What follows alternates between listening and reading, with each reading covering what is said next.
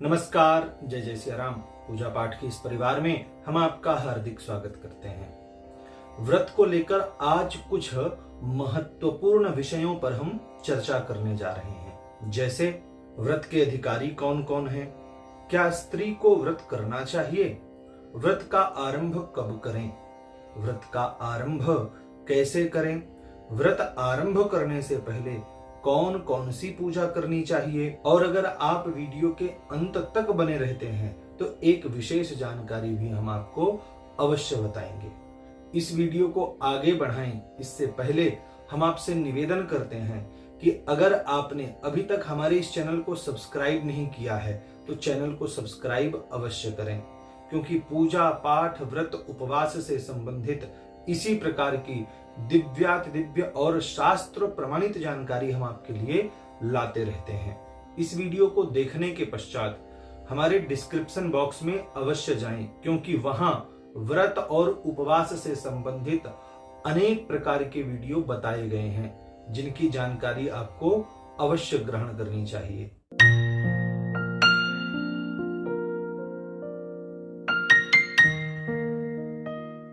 व्रत के अधिकारी कौन कौन हैं? तो जो मनुष्य अपने निज वर्ण आश्रम में रत है, अपने वर्णाश्रम के आचार विचारों का अनुपालन करता है, जो असत्य भाषण नहीं करता, सत्य बोलने का सदैव प्रयास करता है, जो निर्लोभी है, संपूर्ण प्राणियों का हित चाहने वाला है, वेद का अनुयायी है, ऐसा कोई भी मनुष्य व्रत का अधिकारी कहलाता है। इसमें चारों वर्णाश्रमों के लोग आते हैं, ब्राह्मण, क्षत्रिय, वैश्य, शूद्र इत्यादि।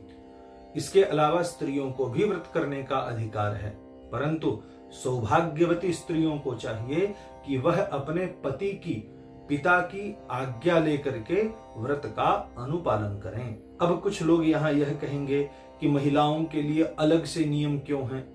तो देखिए, सौभाग्यवती महिलाओं के लिए पति की सेवा शुश्रूषा ही सबसे बड़ा व्रत और उपवास माना जाता है। जिस तरह से किसी के घर में राजा, मंत्री, सेनापति इत्यादि पहुंच जाएं, तो व्यक्ति सबसे पहले राजा को आसन प्रदान करता है, क्योंकि राजा ईश्वर का रूप होता है और जितने भी प्रतिनिधि खड़े हैं उन सब प्रतिनिधियों का अधिपति होता है। क्योंकि राजा सबसे बड़ा है, इसीलिए राजा को प्रथम आसन, पहले आसन दिया जाता है। इसी प्रकार से जितने भी व्रत उपवास बताए गए हैं, उन सब व्रत उपवासों में पति की सेवा शुश्रूषा, उसके अनुकूल कार्य करना, यही स्त्री के लिए सबसे बड़ा उपवास बताया गया है।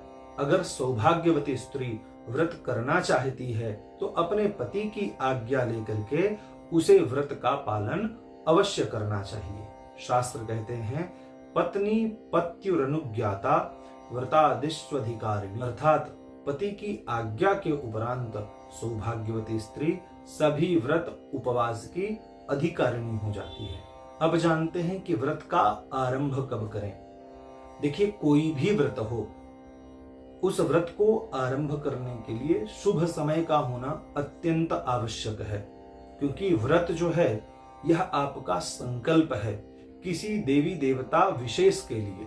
उस संकल्प को करने के पश्चात आपके रोग दूर होते हैं, पाप दूर होते हैं, कष्ट दूर होते हैं, सुख सौभाग्य की प्राप्ति होती है, अथवा जो व्रत का उद्देश्य है उस उद्देश्य की पूर्ति होती है। इसलिए शुभ समय का होना अत्यंत आवश्यक है। तो शास्त्र इस विषय में कहते हैं, अस्तगे च गुरौ शुक्रे बाले वृद्धे मलिम्लुचे उद्यापनमुपारंभ व्रतानान्नैव कारयेत्। अर्थात गुरु और शुक्र के अस्त हो जाने पर हमें व्रत का आरंभ नहीं करना चाहिए। भद्रा आदि जो कुयोग होते हैं उनमें भी व्रत का आरंभ नहीं करना चाहिए। मल मास में किसी भी व्रत का आरंभ नहीं करना चाहिए। इसके अलावा किसी भी शुभ मुहूर्त में हम व्रत का आरंभ कर सकते हैं। गुरु और शुक्र के अस्त और उदय की जानकारी के लिए आपको अपने आचार्य पुरोहित से संपर्क करना चाहिए। अब जानते हैं व्रत का आरंभ कैसे करें। मान लीजिए आपको गुरुवार का व्रत आरंभ करना है, तब आपको व्रत आरंभ करने से एक दिन पूर्व अर्थात बुधवार के दिन क्षौर कर्म कराना चाहिए, बाल दाढ़ी निकलवा देना चाहिए, मुंडन करना चाहिए, भद्र होना चाहिए। अगर आप स्त्री हैं तब आपको भद्र होने की आवश्यकता नहीं है, आप बिना भद्र हुए भी यह कार्य कर सकते हैं। भद्र होने के पश्चात स्नानादि कार्यों से निवृत्त हो जाएं, देव पूजा करें और मध्याह्न में एक बार भोजन करें। बुधवार के दिन एक बार केवल दोपहर में भोजन करें, रात्रि काल में भोजन नहीं करना है। इसे कहते हैं एक भुक्त भोजन।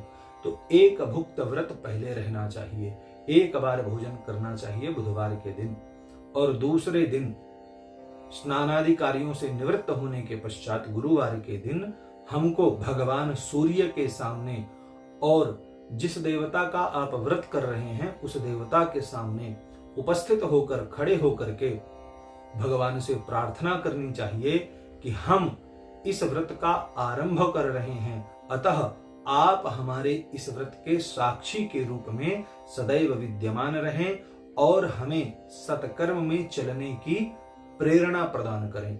ऐसा बोल करके व्रत आरंभ करना चाहिए।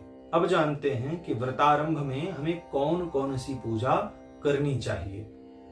तो जब हम भगवान सूर्य को और व्रत के अधिपति देवता को अपना साक्षी मान लेते हैं, उनको प्रणाम करते हैं, तो इसके पश्चात अपने आचार्य पुरोहित को बुलाएं, उनके माध्यम से भगवान गणपति का पूजन, कलश पूजन, पुण्याह वाचन, इसके अलावा षोडश मातृका का पूजन, तत्पश्चात नांदी श्राद्ध करना चाहिए।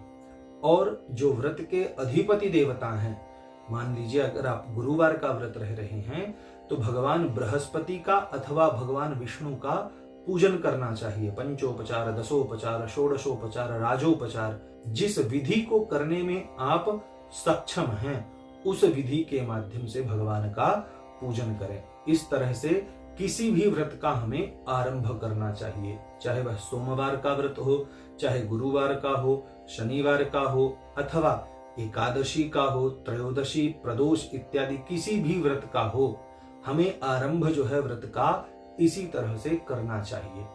अंतिम में एक विशेष जानकारी, आप जिस व्रत का आरंभ कर रहे हैं उस व्रत के विषय में आपको कुछ महत्वपूर्ण जानकारियां रखना चाहिए। जैसे व्रत कितने दिनों तक अथवा कितने महीनों तक अथवा कितने वर्षों तक किया जाना चाहिए।